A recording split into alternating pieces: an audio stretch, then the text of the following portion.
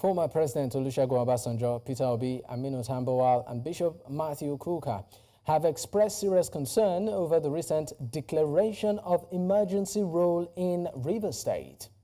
Now, this development has sparked widespread debate and criticism, with many questioning the motives behind the decision. It's worth noting that Obasanjo and Obi recently visited Port Harcourt.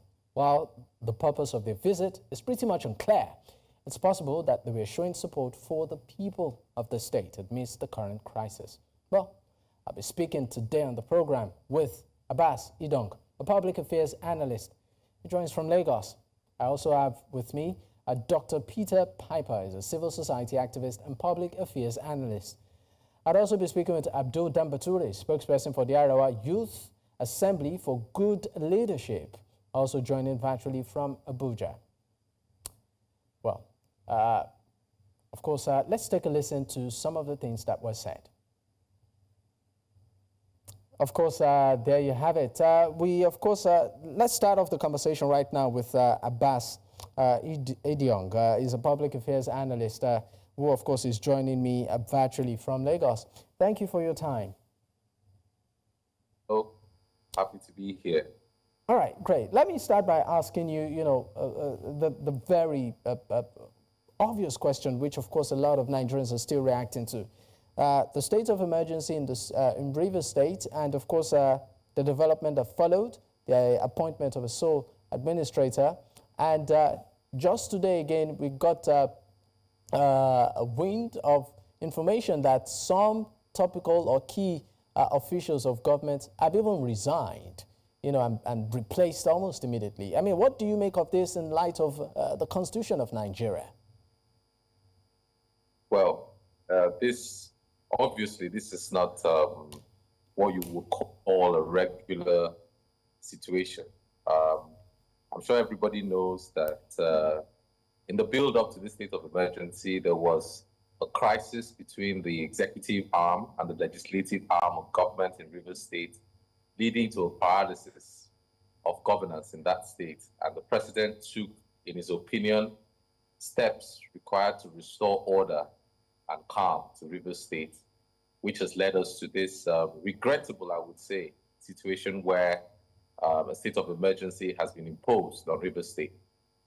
The president does have the power to declare a state of emergency, but ultimately the power to regulate that state of emergency lies with the parliament, which has ratified the president's position.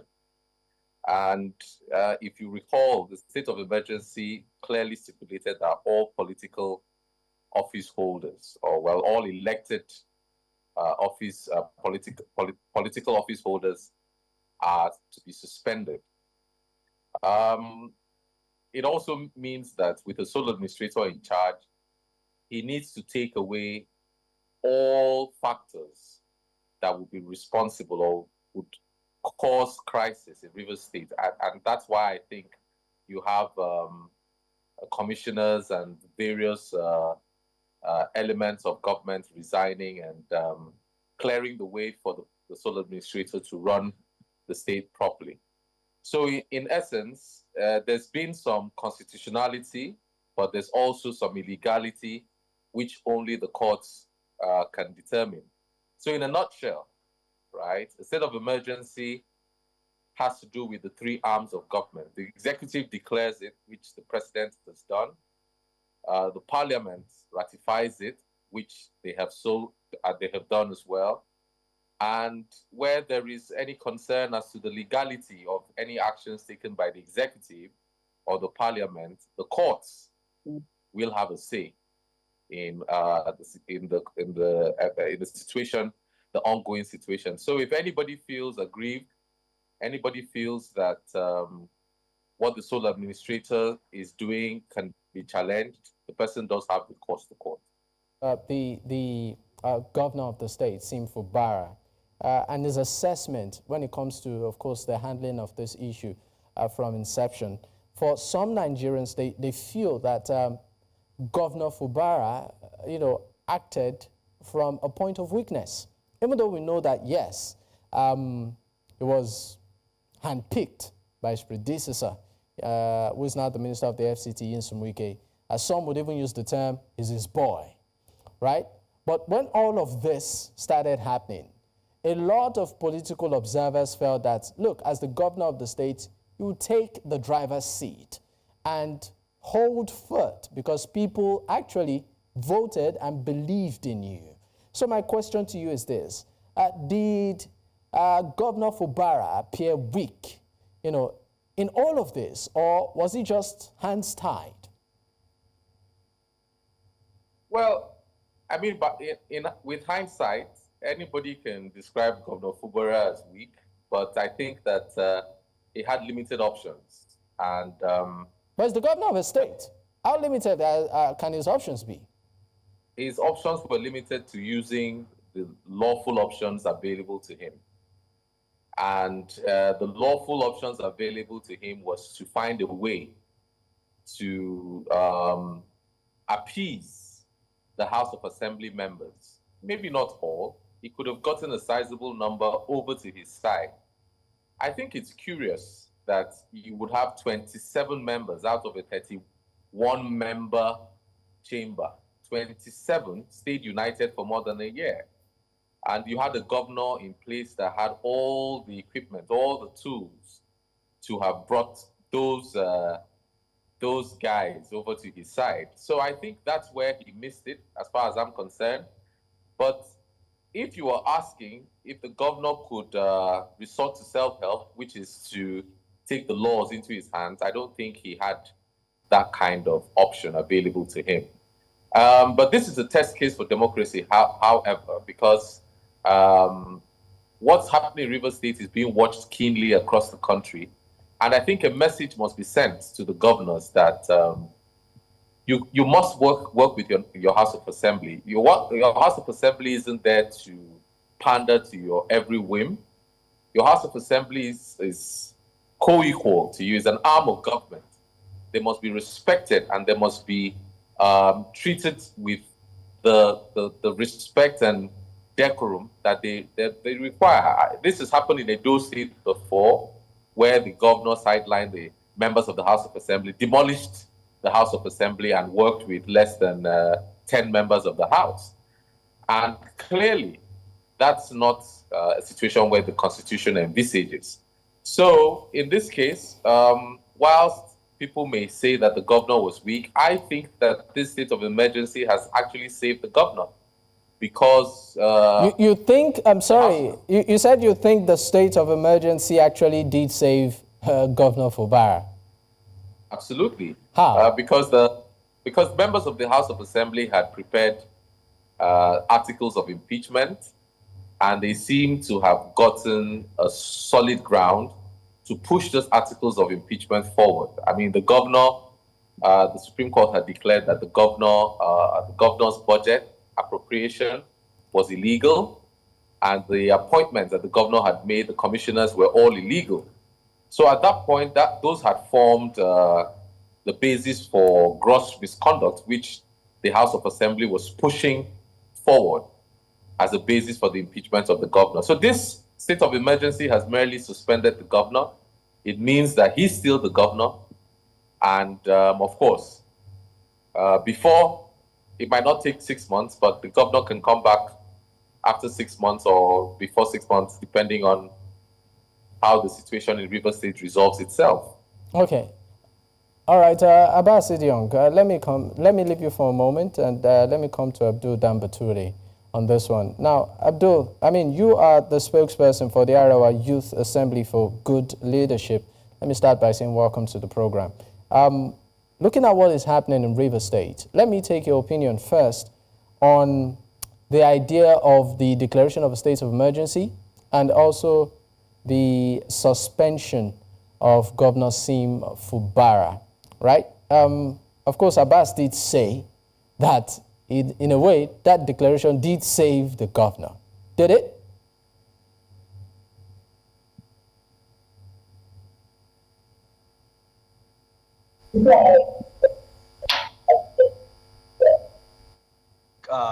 I have been following up with the issue of Rivers State ever since before the state of emergency. And as the leader of Northern Nigerian youth, I think it's our responsibility as a private body to protect the interests of the masses. But I think in this case of Rivers State, I found it very difficult to understand why a calmly democratical leader like Fubara will act this way. The reason why I said the Fubara act in a very bad way is in his action of demolishing the National Assembly, the State House of Assembly at the first place. I've been following up with the activities or with the politics of Rivers State for a very long time. And I've been communicating with the leaders of Ijo Youth Council, with all the youth leaders of Rivers State. At the first place, whenever, ever since the governor demolished the State House of Assembly, I think that is you said the governor demolished the State House of Assembly. Do you have proof of that? No, excuse me. I don't need to come here and started telling you lies or telling you things that did not happen. The demolition of State House of Assembly of Rivers State is in the public domain. Yeah, but I think your media station aired it. We did, but so I mean, it wasn't. How do you think? I don't think it's been established. Sorry, I don't think it's been established yet that it was the governor that demolished it. It was burnt. No, but it was under his leadership. And after the demolition, what came out? What was the outcome? As the leader who has the responsibility of a River State on his hand, who is the governor of the River State. But he also tried to make attempts. I mean, this is not, please, this is not me, you know, putting in a word or trying to defend Governor Fubara. But I mean, there are also attempts to rebuild all of that. But let me allow you land on your point so that we can proceed. Please go ahead. No, you know, Mr. Depo, everything I'm saying here is allegedly. But I think that shouldn't have happened under the leadership of Fubara, because Fubara is a calm leader, which the citizens of Rivers State voted into power. So we expect Fubara to carry everybody along. And Fubara cannot succeed. Fubara cannot function very well without the members of without the members of State House of Assembly. You see, that is where I said the governor get it wrong, because we have been following the activities of Rivers State right from the beginning. You cannot be using a military approach into a democratical system of government. No, we are in democracy. So I think Fubara need to use this opportunity, need to use this issue of state of emergency for him to amend himself within this 6 months, for him to think properly, so that by the time he came back, he will carry everybody along with him. Okay. But I think in this issue, for Fubara to allow this crisis to escalate this way, as the governor of Rivers State, I think he gets it. Abdul, I'm still going to stay with you. You seem to sort of give Governor Sim Fubara a bit of, the knocks here, saying that the reason for, all of the, most of the political, well, I call it crisis in the states is inability to manage or handle the politics of Rivers State. But you also seem to be forgetting to mention another key player in this, and that's the former governor of the state, who's now the minister of the FCT, Nyesom Wike. I mean, are you absorbing Nyesom Wike, in all of this? Yes, of course. You cannot. You see, Fubara cannot succeed without the support of Nyesom Wike. Really? And he can't succeed without his support? Yes, I know why. Please, let me learn. Let me learn. You see, when you are coming as a leader, it's your responsibility, it's your duty to work with everybody in your state, including your enemies, including your opposition's party. You need to come together and work together, because the era or the time of politics is over. Now it's time for governance. So I think Fubara need to come or need to bring out all those people, including Wike and others. I know Wike is very stubborn.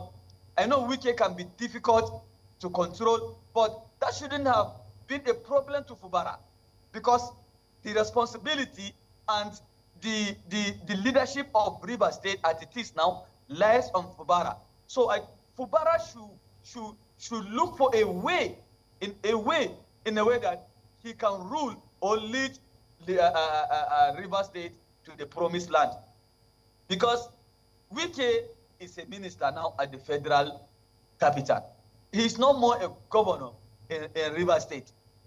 So I don't think that Fubara will find.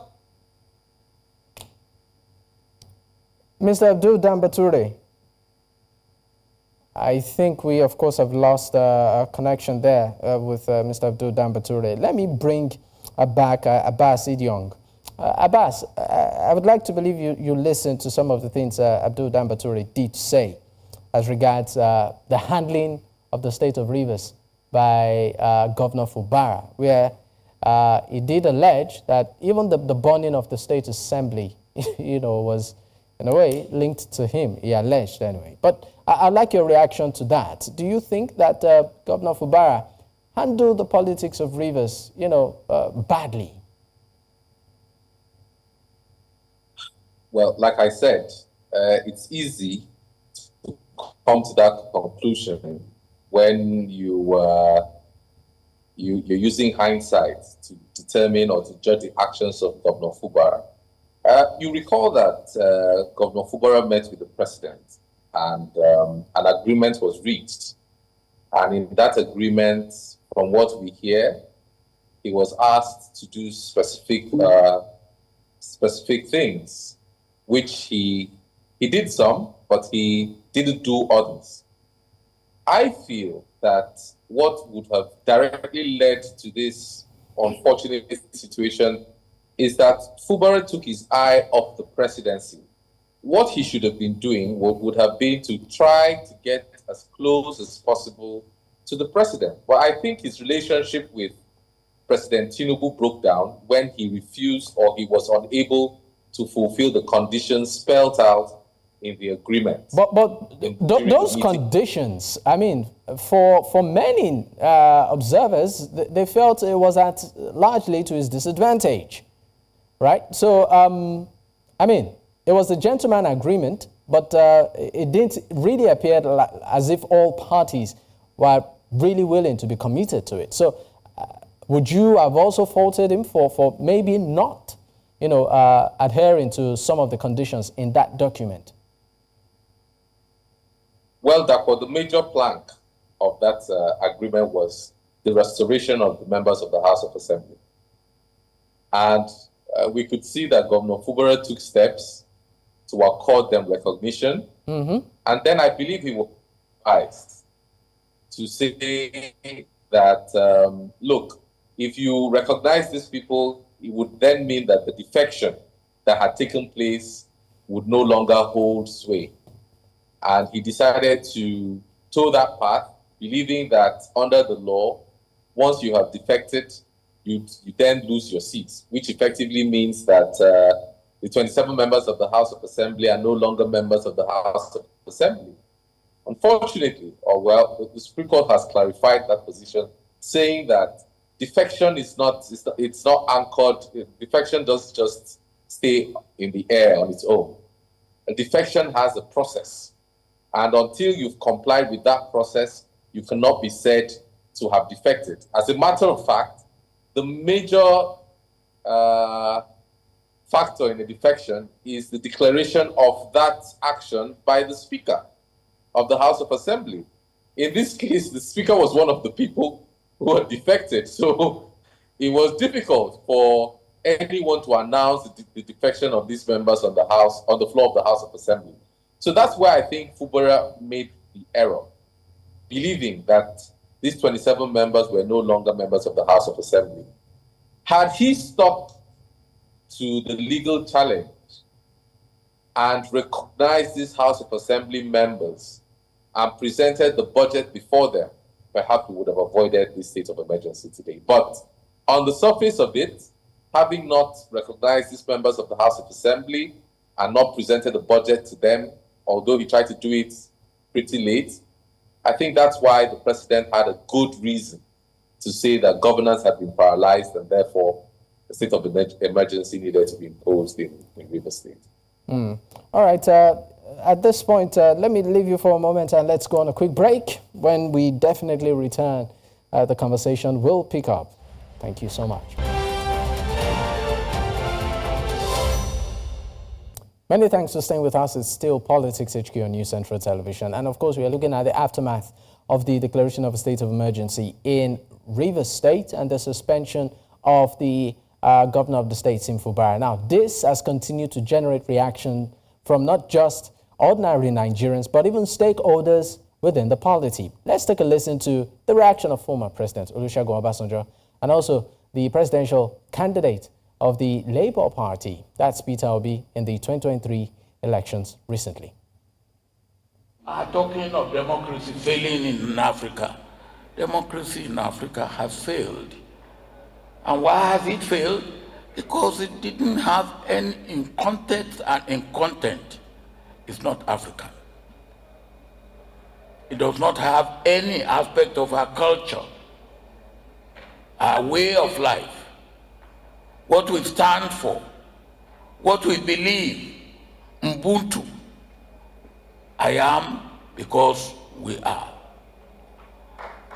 It is I am because I can grab. What sort of democracy brings you and you grab everything and then illegally, corruptly, and you say go to court? When you know that even in the court, you cannot get justice. So if democracy is not that democracy is failing, democracy is dying. It has been knocked down, nothing works. And I'm somebody who can say this exemplarily. I became a governor through the court when President Obasanjo and Atiku were in government. I did not pay the court 1 naira. I was sitting in my house in the office, and the court declared me winner. When a governor is hosting them, it can't happen in Nigeria today. When I was being impeached, the president sent people to come and intervene on my behalf. Ken Namani came begging house people not to impeach me. Today, the president impeaches the person. So that is the thing. So it's collapsed. So it failed. They were begging my house not to impeach me. And they were PDP. I was in Abuja. And they were begging. President was calling me and said, Peter, are you okay? Even when I was impeached, President Obasanjo called me and said, are you okay? Are you safe? When I go back from the court, when court eventually declared me under Anjuba, President Yaradua called my phone in London and said, congrats. I said, President, I can't come back because, if I come back, these people, he said, tell me the flight in which you're coming back. And I told him, when I came, it's the first time military people came to receive me at the airport. I couldn't believe it. And took me straight to him. Now the president will ask me not to come back here again. So it failed. I mean, those are reactions of the former president of Nigeria, that's Olusegun Obasanjo, and also the presidential candidate of the Labour Party in 2023 election, former Governor of Anambra State, Peter Obi, to the recent declaration of a state of emergency in Rivers State and the suspension of the governor. I still have my guest with me, Abbas Idiong, a public affairs analyst who's joined in virtually from Lagos. Abbas, you listened to those sound bites, and one thing that seemed to be underlining is the question as to whether democracy in Nigeria is being challenged, with all of this unfolding of events. So my question to you is this: do we still have democracy in Nigeria? Absolutely. We have all the structures of democracy, in Nigeria. And if you're old enough to have lived through military rule, you would know that definitely there's a sea change in what we're experiencing today. Democracy has its problems, it has its challenges, and it's still a very young system of government.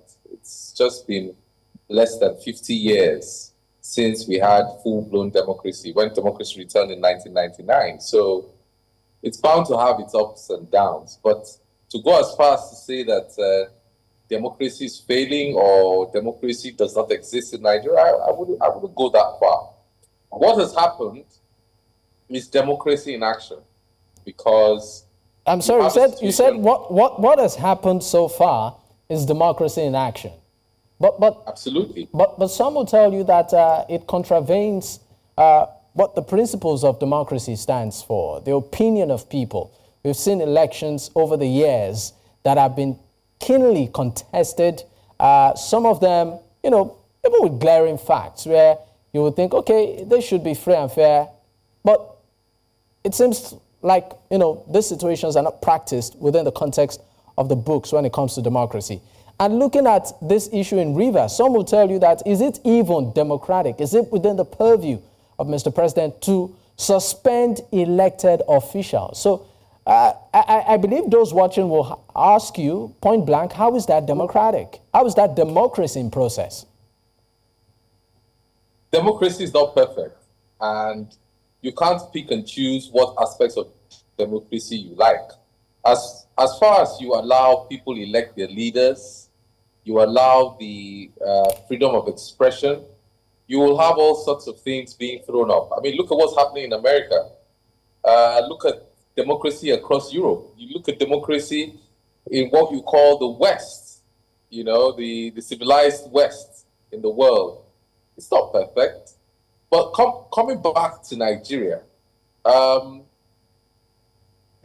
option in this case would be anarchy. The option in this case would be chaos. We take Rivers State as a case study.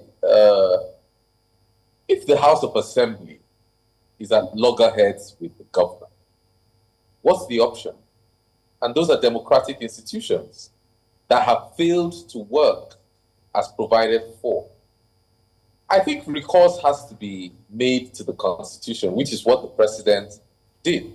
Rivers State is very important to Nigeria in terms of the national federal assets and revenue generated from that state. So we can't afford to allow mayhem in Rivers State. And the President, in his opinion, we're not privy to whatever security information he may have received. In his opinion, remember, he won an election and he promised to provide security and order in the country. So he's taking a decision, and it moves to the National Assembly, which is another democratic institution. And the National Assembly, after a closed-door session where they debated the benefits and the disadvantages of the state of emergency, took a decision which, of course, many people may not agree with, but we can see the obvious benefits of that decision, because today Rivers State is calm, it's peaceful. The actors that were behind a lot of the tension in Rivers State have been asked to step aside, and the people are going around their lawful business as if everything is okay. So I think democracy has worked in this instance, and democracy is the way forward if we're talking about governance and governing the people of Nigeria. Talking about being the only option that we have and that democracy is in process according to you, let's look at how even our politicians, practice our kind of democracy, right? My question is it the right way? Are we seeing politicians that are keeping with the rule of law? Or do we have individuals in power who maybe many a times act above the boundaries of the Constitution? Absolutely, Dapo. Yes, we have all sorts of unwanted behavior from our politicians. We would wish that our politicians were a bit more responsible and responsive to the rule of law and, of course, the rules around the game of politics and governance. However, we cannot say that every single politician behaves in that manner. We still have decent politicians out there, and politics is still an area we want the best, the brightest Nigerian minds to play in, We may have our setbacks as a country in terms of the nature of democracy which we practice. But I would tell you that it is infinitely better to have democracy than military rule. I grew up under the military jackboots in the 80s and in the 90s. And I can tell you that it's a complete far cry from what we have today. Yes, our politicians some of them may be irresponsible, but we have the courts. And whilst people may say that their faith in the court system is dwindling, I think it's still the only hope, the last hope of the masses, because if the courts are it's not the last hope of the masses, then what is? For some Nigerians, they might just want to have maybe a different opinion on that. But you know what? Let's take more reactions from some Nigerians as regards this issue, and then I'll come back to you, Abbas. 1 subsection 2 of the Constitution provides, and I quote, "Say the Federal Republic of Nigeria shall not be governed, nor shall any person or group of persons take control of the government of Nigeria or any part thereof, except in accordance with the provisions of this Constitution." So whatever happens to the government of this country, it must be in accordance with the provisions of the Constitution. The Constitution, throughout the provisions contained therein, does not empower the President to dismantle or attempt to dismantle any tier of government or appoint a sole administrator to take office as state governor or override the duties of the state assembly under any situation. And I want to draw some emphasis here. Even when there is a challenge to a state legislature, there are provisions in this Constitution that empowers the National Assembly to make law for the good governance and peace of that state legislature. Not that the president will say, well, we'll shut you down. He does not have that power. He cannot, and that's why that state of declaration cannot stand. Now, ladies and gentlemen, our demand and call to action. Number 1, immediate reversal. We call on President Bola Ahmed Tinubu to immediately revoke this unconstitutional proclamation and reinstate the elected governor, deputy governor, and state assembly of Rivers State.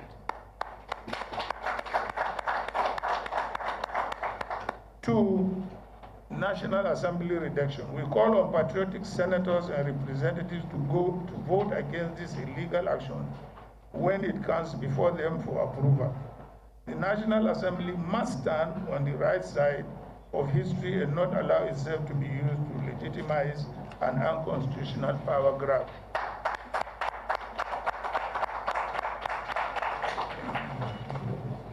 Three, judicial intervention.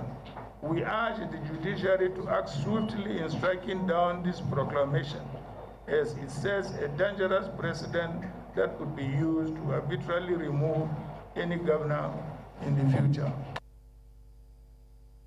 And of course, still talking about reactions on this declaration of state of emergency in Rivers State. There you just saw the former Vice President of Nigeria react, and also the People's Democratic Party, its press secretary, also speak on this matter. Well, I still have Abbas Idiong, Public Affairs Analyst. He, of course, is joining virtually. Thank you for staying with me. Now, I would like you to speak on the role of the legislative arm, in all of this. We saw that the National Assembly, pass a vote in support, even though some contested the fact that it was largely audio and it shouldn't have been. It should have been a proper head count. And it seemed so swift, right? So is the National Assembly, is the legislative arm, is it helping when it comes to upholding the tenets of the Constitution and the rule of law, particularly within this context, or they are just there for their own private agenda? Well, it's a tricky question, and I totally agree with you. Prior to that vote, we heard loud voices from the legislature. We heard senators and House of Reps members violently disagreeing with the president's position on the state of emergency. But curiously, when the vote was had, we didn't hear their voices. We didn't hear what way they voted. Neither did they come out of the chamber to repudiate what their colleagues had done inside the chamber. Yes, the Constitution says that for a state of emergency, Parliament, 2/3 of the members of Parliament, House of Assembly, National Assembly, must vote to ratify the state of emergency, which means for the Senate, it has to be 73 senators, and for the House of Reps, it has to be about 240 members sitting, present and sitting. It also says that it also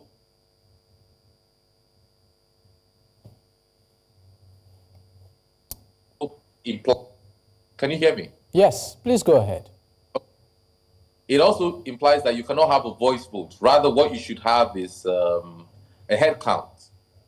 But the Constitution also allows the National Assembly regulate its proceedings. And I believe that they did that in line with that provision of the law that allows them to regulate their proceedings. Whether they did it correctly or wrongly is now over to the courts to determine. So anybody who's aggrieved can challenge that ratification of the state of emergency by presenting to the courts ample evidence to suggest that indeed the National Assembly did not have the numbers and they couldn't have validly ratified the president's proclamation on the state of emergency. That's on the one hand. On the other hand, in terms of the posturing of our legislators, we've had circumstances where we had aggressive the House of Representatives against the president. We've also had where we had a less than friendly Senate president working against the president. Yes, in a fair situation, it's good to have checks and balances. But lately, we have seen that most of the National Assembly members would like to allow the president do the best job he can of ruling the country. So they tend to support in most of what he's doing. Whether it's good or bad, only time will tell. Okay, just quickly before, of course, we wrap up the conversation. Let's talk about another major player in all of this, and that's the former governor of the state, Moike, and who is now the minister of the FCT. It seemed like as if, during the declaration of the state of emergency, the speech by Mr. President, even the AGF, his role was pretty much downplayed. Now, some Nigerians are even saying, you know what, why would you suspend an elected governor and be silent on an appointed minister. So my question to you is, do you also think that the same, maybe for want of words, punitive measure that was extended to Governor Fubara through a suspension should have also been extended to the person of the Minister of the FCT, Wike? Well, the president reserves the right. Wike is an appointee of President Tinubu. The president. Well, I'm just asking you. I mean, looking at it, if you maybe you were to, just look at it from a layman perspective and judge a situation like this. In Street Palace, they'll say it appears to be a situation of maybe two fighting. I mean, would you say that the president's handling of it was balanced? I agree that former Governor Wike may have had disagreements with Governor Fubara. However, if you take Wike from the picture, what remains is that the House of Assembly of Rivers State was unable to function, and the governor was taking decisions in contravention of the law. Whether Wike remains as minister or not remains to be seen. He's an appointee of the president. He can be fired any day. But if we focus on what led to the unfortunate situation in Rivers State, you find out that, yes, Wike might be behind the scenes, but what has been done now was to correct an anomaly which had paralyzed governance in Rivers State. I believe the president will take a decision one way or the other, but he had to act first to restore order in Rivers State. Yes, Wike can always be handled at a later date or later. But Abbas, I mean, just to follow up to that, I mean, some Nigerians would also say that the suspension of the members of the House was also a bloody nose to Governor, a former Governor Wike, who, of course, majority of these suspended members, that's the 27 lawmakers, are more or less his loyalists. Do you think that that's the case? Is it also a bloody nose for the former governor in any way? Absolutely not. I think that, yes, Wike, if his support for the 27 members of the House of Assembly is proven, is established, he probably just saw that there was chaos looming in Rivers State, and he had to intervene one way or the other to restore order in Rivers State. So I don't think it's a bloody nose. In any case, I think that with the moves that are being made behind the scenes, the members of the House of Assembly and Governor Fubara do have a bright chance of returning if they can sheath their swords and come to a table and talk like mature people and adults in the room. Be that as it may, I feel that this state of emergency was necessary to restore order in Rivers State, and you can't blame it on the former governor. I mean, the present governor had all opportunity to decide how best to govern the state, and his choices have led him down this path, and he can only blame himself. All right, thank you so much for your time on the program today. Abbas Idiong is a public affairs analyst joining from Lagos virtually. It's been a pleasure. Thank you, Dapo. Thank you. Right.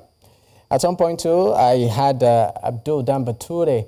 He joined the program, although we lost our connection with him. Many thanks for your time. Well, that's the beat we can take today. In case you missed out, you can actually catch up on our YouTube platform. That's at News Central TV. You can also follow us across social media with the same handle. We are live on GoTV now. You can watch us on channel 23. You can also choose to follow me personally at Dakpo at Digboyi. Until I come your way tomorrow, good night.